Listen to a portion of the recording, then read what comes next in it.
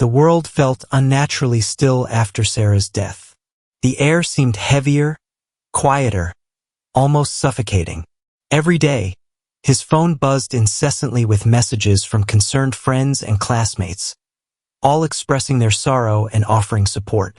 They believed he was devastated, lost in the grief of his girlfriend's tragic accident. But they didn't know the truth. Beneath the surface of their sympathy and his outward display of mourning, there was a truth that would make them recoil in horror. He had killed her. And the most shocking part? He had never felt more free.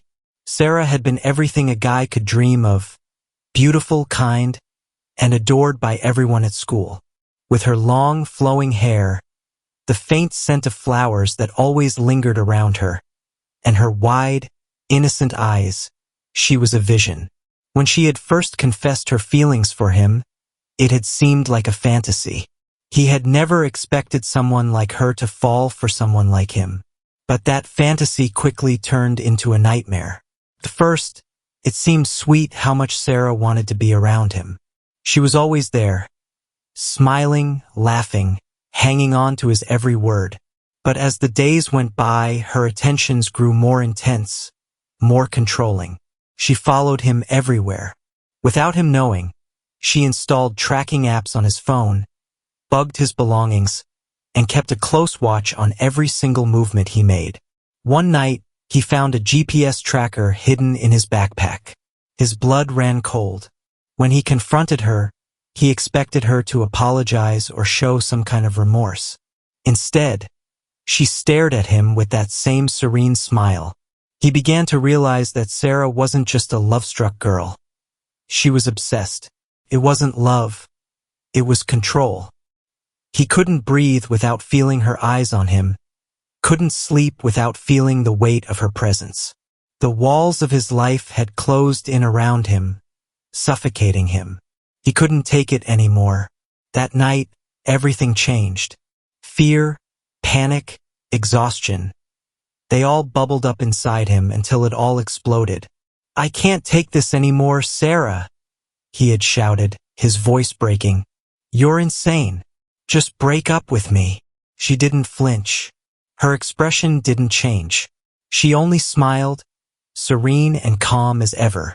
"I'll never break up with you," she said softly, stepping closer. "Even if I'm dead." And then he shoved her. He didn't mean for it to happen, not like that. But in that moment, his instincts took over.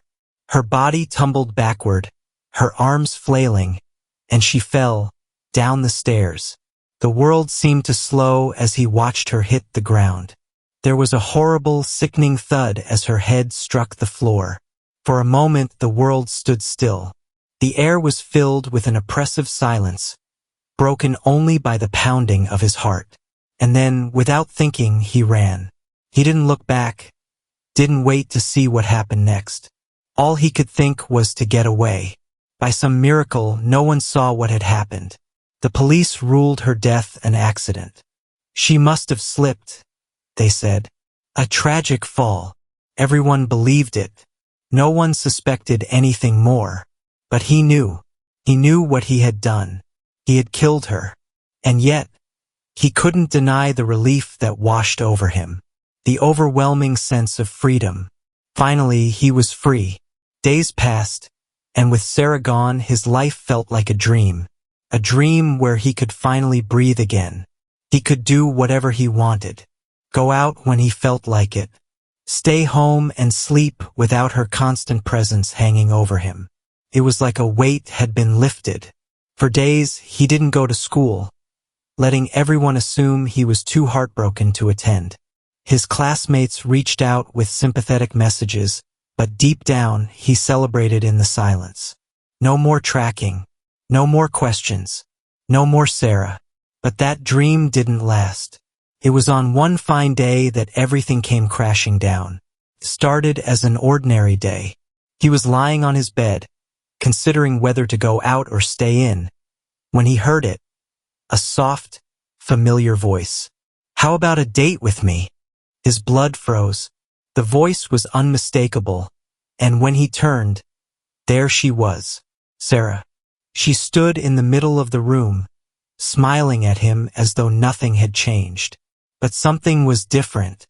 Her feet didn't touch the floor. She hovered just slightly above the ground, her presence ethereal. "Didn't you die?" he stammered, his voice barely a whisper. Sarah giggled. "Of course I did." She lifted her skirt, revealing her legs, or rather, the lack of them. Her feet had disappeared into nothingness. "You're a spirit?" She smiled sweetly.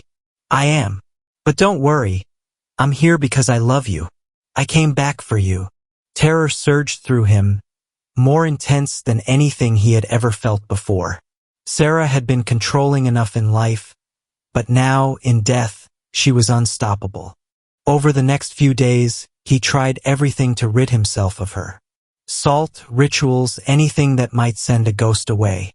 But none of it worked. Sarah simply laughed, hovering beside him, telling him he was making a mess of things. "I'm sorry for making you feel that way," she said one night, her voice gentle and remorseful. "But I still love you. Even if you hate me, even if you killed me, I'll always love you." Her words felt like chains, binding him tighter than ever before. He couldn't escape her. Not in life. And now, not even in death. "Let's go on a date," she had suggested one morning, smiling at him like she always used to. "Just one more. Please." At first, he resisted, but eventually he gave in. Maybe if he listened to her, she would move on.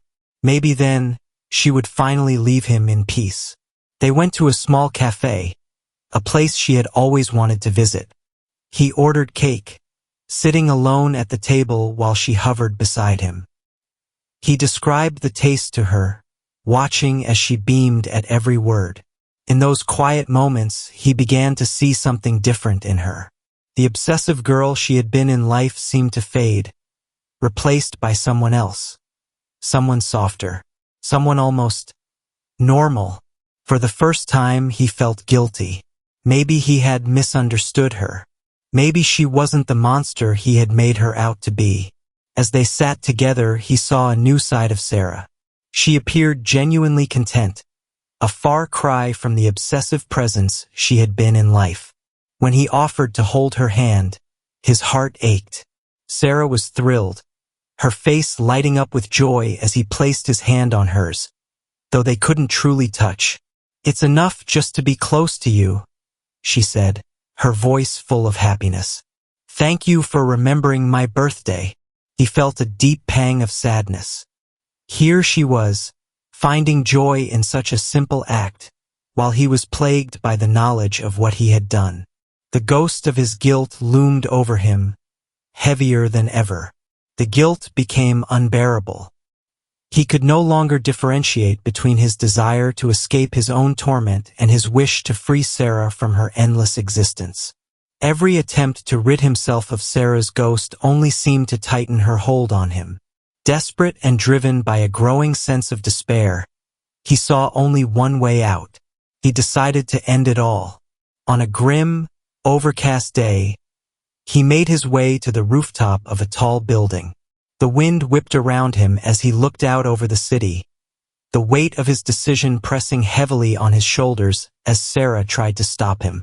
With one last look at the world he was leaving behind, he stepped forward. The freefall was both terrifying and liberating. Time seemed to stretch, the ground rushing up to meet him. As he fell, the weight of his sins and the hopelessness of his situation seemed to dissolve. It was over. When he opened his eyes, he saw his body on the ground. He was floating weightless, in the same eerie way that Sarah had been.